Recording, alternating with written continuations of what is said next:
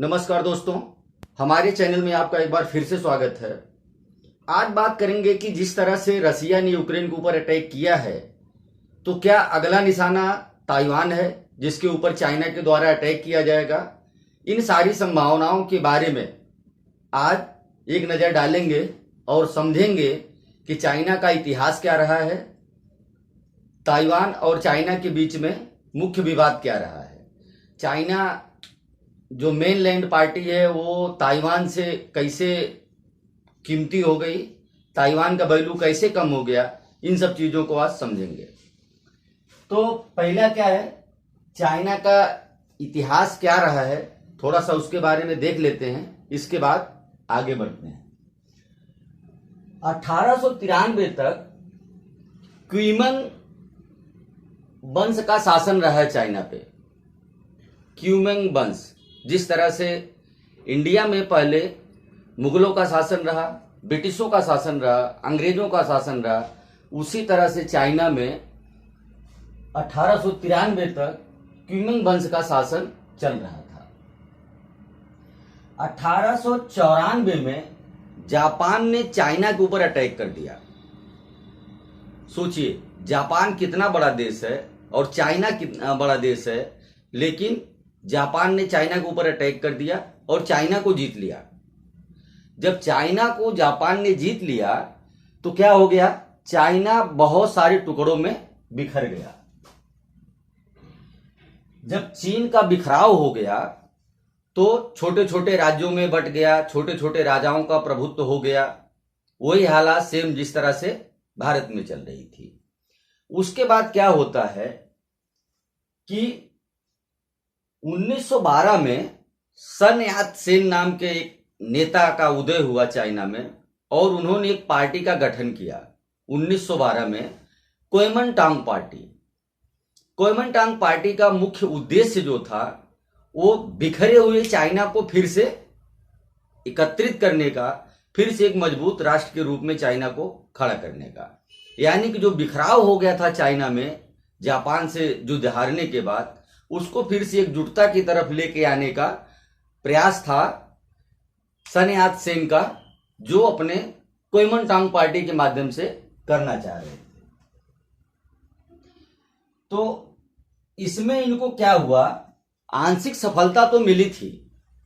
सन यात सेन की पार्टी को चाइना को एकत्र करने का, उसको एकजुट करने का के मामले में सफलता तो मिल रही थी, लेकिन हुआ क्या कि 1925 में जब सन यात सेन की मृत्यु हो गई तो फिर कुओमिन पार्टी का विभाजन हो गया।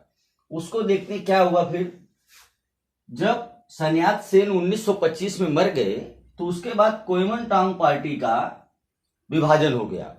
तो उसमें क्या हुआ, दो पार्टियों का उदय हुआ। पहली पार्टी बनी नेशनलिस्ट पार्टी और दूसरी बनी कम्युनिस्ट पार्टी। तो नेशनलिस्ट पार्टी के नेता थे चांग काई शेक और कम्युनिस्ट पार्टी के नेता थे माओ जेडांग। अब जो नेशनलिस्ट पार्टी थी उसका उद्देश्य था कि चाइना में लोकतांत्रिक व्यवस्था को अपनाया जाए, लोकतांत्रिक तरीके से सरकार बनाई जाए, लोगों की भागीदारी हो, जन भागीदारी के साथ में देश को चलाया जाए। लेकिन कम्युनिस्ट पार्टी का एक अलग उद्देश्य होता है। कम्युनिस्ट पार्टी का मानना ऐसा होता है कि देश में कुछ लोगों के हाथ में ही देश की पावर हो और वो जैसा चाहेंगे वैसा देश को चलाया जाए। तो कम्युनिस्ट पार्टी और नेशनलिस्ट पार्टी के बीच में काफी जद्दोजहद चली, काफी संघर्ष चला।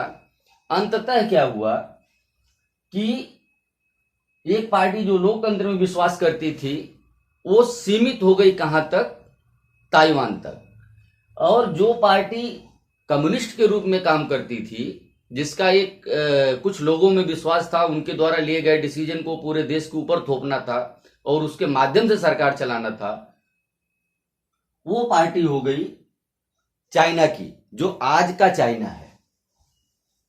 अब देखते हैं क्या है कि अभी चाइना जो मेन चाइना है उसका जो लैंड एरिया है और टोटल एरिया मिला के, समुद्री और लैंड एरिया मिला के, उसका क्षेत्रफल बनता है 95,96,961 किलोमीटर स्क्वायर, जबकि वहीं पे ताइवान की जो एरिया है वो 36,197 स्क्वायर किलोमीटर।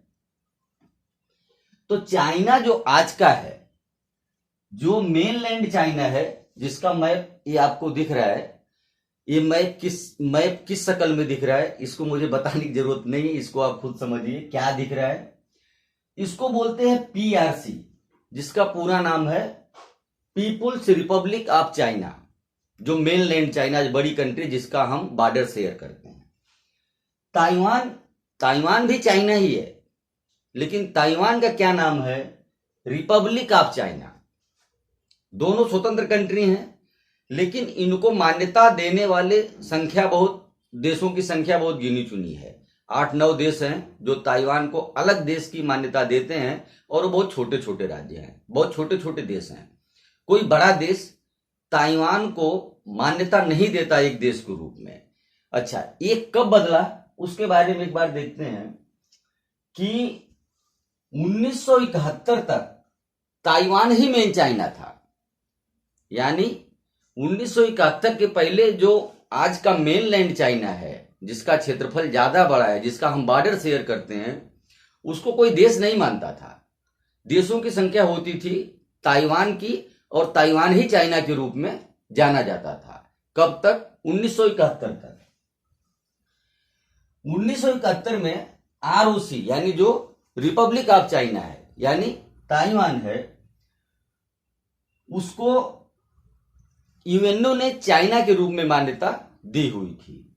उसके बाद क्या हुआ, 1971 में आरओसी की सीट यानी रिपब्लिक ऑफ चाइना, ताइवान की सीट को छीन करके दे दिया गया किसको, पीआरओसी, जिसको बोलते हैं पीपल्स रिपब्लिक ऑफ चाइना, जो हमारा पड़ोसी देश है, उसको दे दी गई। अच्छा, इसमें भारत की भूमिका भी कम नहीं रही है। हमारे राजनेता लोग ताइवान की मान्यता को खत्म करके मेनलैंड चाइना को एक देश के रूप में मान्यता दिलवाने में भरपूर प्रयास किया है, और उसमें उनको सफलता भी मिली है। अच्छा, चाइना में क्या हो गया, जब पीआरओसी यानी पीपल्स ऑफ चाइना जो है, जब ये अस्तित्व में आया, तो उसने एक पॉलिसी अपनाई जिसको बोला गया कि one China policy. One China policy के तहत क्या होता है कि जो ताइवान है उसको चाइना का हिस्सा माना जाता है। तो ये कोई भी विदेशी आता है वहां पे, जिसको व्यापार करना है, चाइना से संबंध रखना है, राजनीतिक हो या कोई भी संबंध रखना है, उसको वन चाइना पॉलिसी पे साइन करना पड़ता है। जब आप वन चाइना पॉलिसी पे साइन कर देंगे तो आप ताइवान को अलग देश ना मान करके चाइना का ही हिस्सा मान लेते हैं।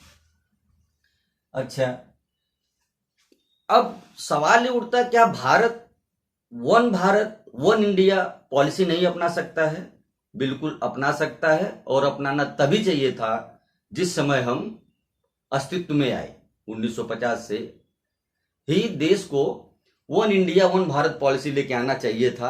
हालांकि आज से भी शुरू किया जा सकता है, इसमें कुछ बड़ी दिक्कत नहीं है कि जो हमारा पड़ोसी है चाइना, जिनको विवादित क्षेत्र मानता है, उनको एक हम लेके आए दायरे में कि अगर हमारे साथ व्यवसाय करना है भाई और संबंध रखना है, तो ये जो one India one Bharat policy है उसको आप मानिए, जिसमें चाहे अरुणाचल हो, चाहे जम्मू कश्मीर हो या कोई और क्षेत्र हो, उसको हम भारत का हिस्से के रूप में मान्यता देते हैं।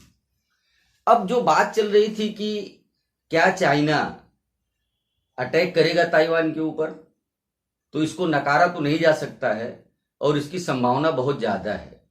चाइना अभी ये देख रहा है कि दुनिया किस तरह से रिएक्ट कर रही है रसिया और यूक्रेन के युद्ध में।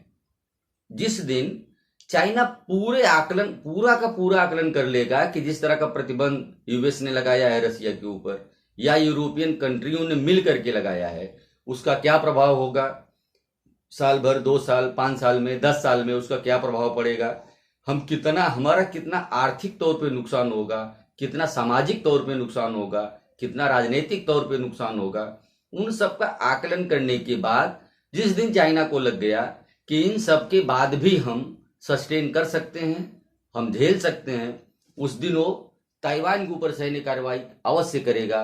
क्योंकि जिस तरह से दुनिया मूक बधिर होकर के तमाशा देख रही है यूक्रेन की अटैक को, तो चाइना को भी कहीं न कहीं से ये साहस मिल रहा है कि अगर हम भी अटैक कर देंगे ताइवान के ऊपर तो कहीं कुछ होने वाला नहीं है।